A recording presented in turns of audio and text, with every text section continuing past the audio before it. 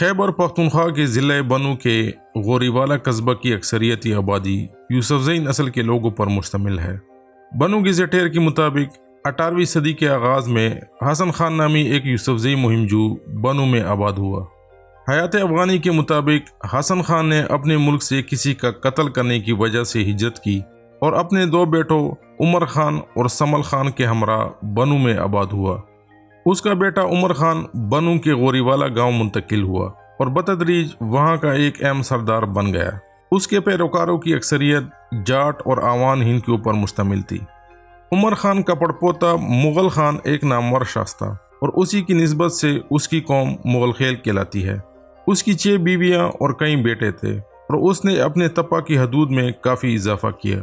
مغل خان کا پوتا جعفر خان دوسری اینگلو سکھ وار میں انگریزوں کا حلیف بنا، جبکہ الادات خان جو اس کا کزن اور حریف تھا اس نے سکھوں کا ساتھ دیا۔ جعفر خان نے انگریزوں کو 200 سوار مہیا کیے، جس کے عوض انگریز حکومت نے اس کو غوریوالہ اور اسماعیل تپا کی مالگزاری کا 8واں حصہ جاگیر کے طور پر دے دیا۔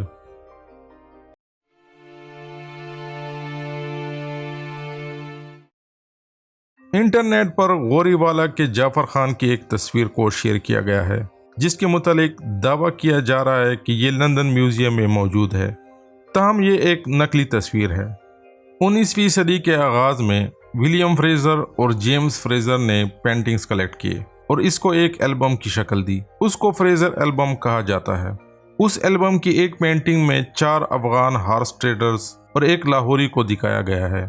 اوریجنل کیپشن کے مطابق اس شخص کا نام مرزا بہرام تھا اور اس کا تعلق کابل سے تھا اور یہ پیشے کے لحاظ سے گھوڑوں کا تاجر تھا۔ کسی نے اس فگر کو اس امیج سے کراپ کیا، اس کا پرنٹ نکالا اور ساتھ ہی نقلی کیپشن لگا دیا کہ یہ غوریوالہ کا جعفر خان ہے۔